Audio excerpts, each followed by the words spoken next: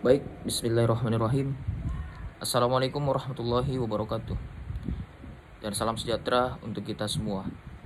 Tentunya yang paling utama yakni yang saya hormati Bapak dosen Dr. Hardianto Janggi SHMH selaku dosen Fakultas Hukum Universitas Muslim Indonesia, mata kuliah tindak pidana tertentu. Adapun maksud dan tujuan saya membuat video ini yakni menjawab soal-soal ataupun pertanyaan-pertanyaan dari Bapak yakni terkait dengan kasus pembunuhan dan sebagainya.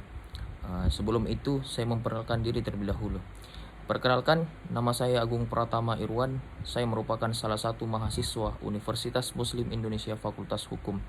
Adapun nomor stambuk saya yakni 040 2019 0059. Nah, adapun maksud dan tujuan saya membuat video ini yakni yang saya katakan bahwasanya saya akan menjawab soal-soal ataupun pertanyaan-pertanyaan yang dibuat oleh Bapak sebelumnya pada aplikasi Kalam. Nah, saya langsung saja. Soal yang pertama. Carilah kasus pembunuhan pada media cetak ataupun media online dan jelaskan ataupun kaitkan dengan pasal berapa dalam perundang-undangan, baik itu KUHP ataupun Undang-Undang Kesehatan. Nah, adapun yang saya dapatkan dalam media online bahwasanya saya mengambil contoh di sini yakni kasus terkait pembunuhan warga Taiwan. Nah, warga Taiwan ini merupakan salah satu korban dalam hal ini adalah pemerkosaan. Nah, saya inisialkan korban ini adalah SS. Nah, korban SS ini dihamili oleh inisial HMH. Namun korban menolak pertanggungjawaban dan meminta SS menggugurkan kandungannya dan memberinya sejumlah uang. Tetapi dalam hal ini si korban SS tidak menginginkan hal seperti itu. Nah, maka dari itu saya kaitkan dengan pasal 346, yakni isi dari pasal 346 merupakan adalah seseorang perempuan yang menggugurkan kandungannya.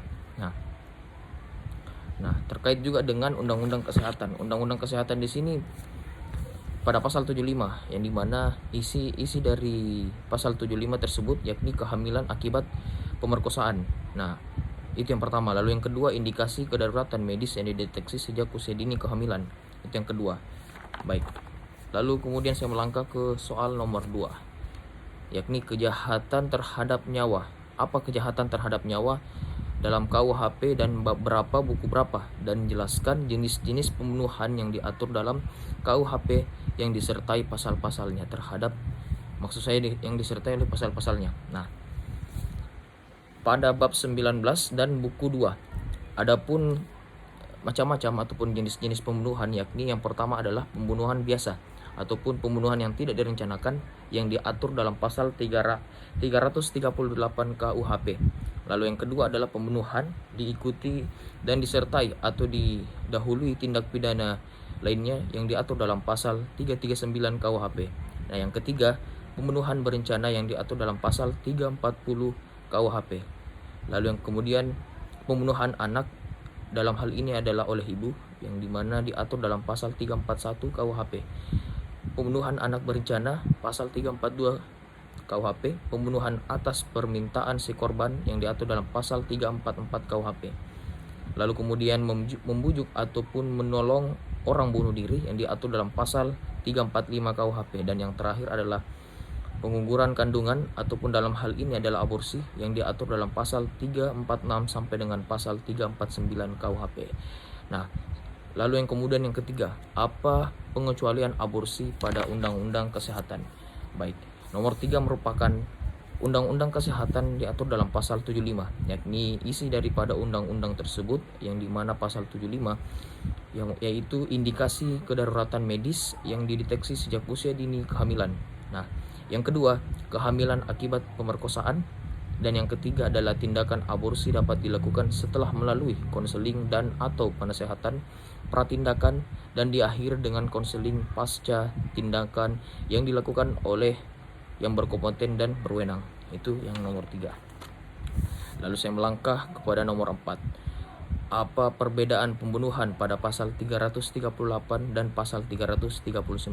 Baik, adapun perbedaan dari pasal 338 dan pasal 339 yakni yang dimana pasal 338 mengenai pembunuhan yakni isinya adalah barang siapa dengan sengaja merampas nyawa orang lain lalu kemudian diancam karena pembunuhan lalu kemudian dipidana dan paling lama pidana tersebut didapatkan paling lama adalah 15 tahun yang dimana tindakan tersebut mempunyai 3 unsur.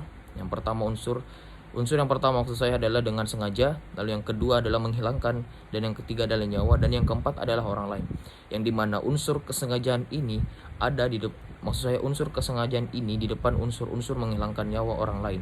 Jadi pelaku umum ataupun maksud saya penuntut umum harus membuktikan kesengajaan pelaku terhadap unsur-unsurnya ataupun unsur-unsur yang mengikutinya. Itu merupakan isi daripada pasal 338. Adapun penjelasan saya mengenai pasal 339 yakni adalah pembunuhan yang diikuti ataupun disertai atau didahului oleh suatu perbuatan pidana yang mempersiapkan atau mempermudah pelaksanaannya atau untuk melepaskan diri maupun peserta lainnya. Ancaman pidananya penjara seumur hidup ataupun selama waktu yang telah ditentukan.